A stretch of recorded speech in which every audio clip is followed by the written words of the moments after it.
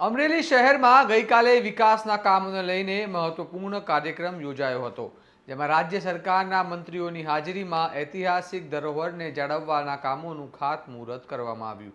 ખાસ કરીને અમરેલીના પ્રખ્યાત ટાવરના રિસ્ટોરેશન પ્રોજેક્ટને લઈને યોજાયેલા કાર્યક્રમને વેપારી વર્ગ અને સ્થાનિક નાગરિકોમાં પણ ખાસ પ્રતિસાદ મળ્યો હતો। હવે વિગતે વાત કરીએ સમગ્ર મામલા વિશે આ અહેવાલમાં। નમસ્કાર, હું ચિરાગ વર્ષાબેન, આપ જોઈ રહ્યા છો સ્વમાન। અમરેલી શહેરના ઐતિહાસિક ટાવર રિસ્ટોરેશન માટે ખાતમુહૂર્ત કાર્યક્રમ યોજાયો હતો। આ કાર્યક્રમમાં રાજ્યના કૃષિ મંત્રી જીતુભાઈ વાઘાણી અને ઉર્જા મંત્રી કૌશિક વેકરિયા હાજર રહ્યા હતા। બંને મંત્રીઓએ મળીને અંદાજે 267 લાખ રૂપિયાના વિકાસ કાર્યોનું ખાતમુહૂર્ત કર્યું હતું। અમરેલીના ઐતિહાસિક ટાવરને ફરીથી સુંદર બનાવવાના હેતુથી રિસ્ટોરેશન પ્રોજેક્ટ શરૂ કરવામાં આવ્યો છે અને વેપારી વર્ગ અને સ્થાનિક લોકોને મોટી સંખ્યામાં હાજરી વચ્ચે આ કાર્યક્રમ યોજાયો હતો। શહેરની ઐતિહાસિક ધરોહરને જાળવવા સાથે વિકાસને પણ ગતિ આપવાનો સરકારનો પ્રયાસ હોવાનું મંત્રીઓએ જણાવ્યું હતું। આ દરમિયાન રાજમહેલ અને ટાવર સહિત શહેરની ઐતિહાસિક ઇમારતોને જાળવવાના પ્રયાસો વિશે પણ ચર્ચા કરવામાં આવી હતી। સરકાર દ્વારા શહેરના વિકાસ અને ઐતિહાસિક સ્થળોના સંરક્ષણ માટે અનેક યોજનાઓ હાથ ધરવામાં આવી રહી હોવાનું પણ મંત્રીઓએ જણાવ્યું હતું। ઉલ્લેખનીય છે કે આજે અમરેલીમાં એક જ દિવસ દરમિયાન અંદાજે 7 કરોડ રૂપિયાના વિકાસ કામોના ખાતમુહૂર્ત અને લોકાર્પણ પણ કરવામાં આવ્યા હતા, જેના કારણે સ્થાનિક લોકોમાં પણ ખુશીનો માહોલ જોવા મળ્યો। સાંભળવા દરમિયાન કૃષિ મંત્રી જીતુ વાઘાણી શું કહી રહ્યા છે। રાજ્ય સરકારના માનનીય મંત્રી ભાઈ શ્રી કૌશિકભાઈ વેકરિયાના સંકલ્પથી 3 કરોડ રૂપિયાના ખર્ચે આ ટાવર રિસ્ટોરેશનનું કામ એ શરૂ થઈ રહ્યું છે।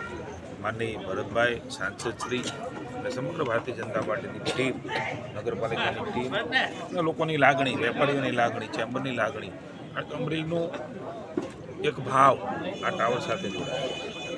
આપણી સંસ્કૃતિ, ધરોહર, સંસ્કાર એને સાચવીને પ્રગતિ કરવાની માનની મોદી સાહેબની જે નેમ છે એ પ્રકારે દેશને આગળ લઈ જાય છે। ત્યારે અમરેલીમાં પણ આ જ પ્રકારે કૌશિકભાઈના નેતૃત્વની અંદર આપણી અલગ અલગ પ્રકારની જે સંસ્કૃતિ, ધરોહર છે, આપણા સંસ્કાર છે એને જાળવીને, કેમ કે રાજમહેલ પણ 25 કરોડના ખર્ચે એ બની રહ્યો છે।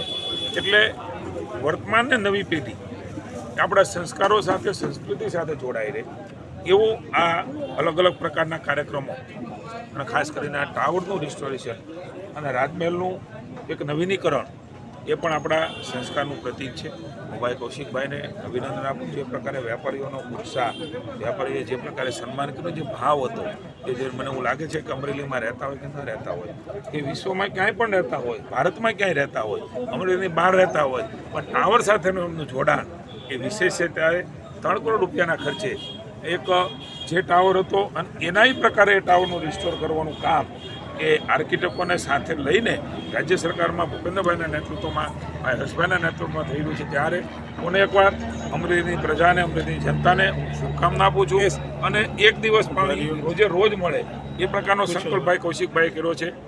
અલગ અલગ પ્રકારે જીઆઈડીસી અહીંયા લાવવાનો સંકલ્પ કર્યો છે, બાયપાસ અહીંથી નીકળે એનો સંકલ્પ કર્યો છે। એટલા માટે ભાઈ કૌશિકભાઈની સક્રિયતાને એક પ્રતિનિધિ કેવો હોય એનું એ પણ મને એવું લાગે છે કે કૌશિકભાઈમાંથી શીખવા જેવું છે। વિકાસની નવી ઊંચાઈઓ ઉપર અમરેલી પહોંચશે એની પણ મને સંપૂર્ણ શ્રદ્ધા છે। પુનઃ એકવાર સૌને શુભકામનાઓ। હવે જોવાનું રહેશે કે અમરેલીના ઐતિહાસિક ટાવરના રિસ્ટોરેશન અને અન્ય વિકાસ કાર્યો કેટલા સમયમાં પૂર્ણ થાય છે અને શહેરના વિકાસમાં કેટલો ફેરફાર જોવા મળે છે। આ મામલે તમારું શું મંતવ્ય છે અમને કમેન્ટ કરીને જણાવો અને આવા વિગતવાર અહેવાલ માટે સ્વમાનની ચેનલને લાઇક, શેર અને સબસ્ક્રાઇબ કરવાનું ભૂલતા નહીં। નમસ્કાર।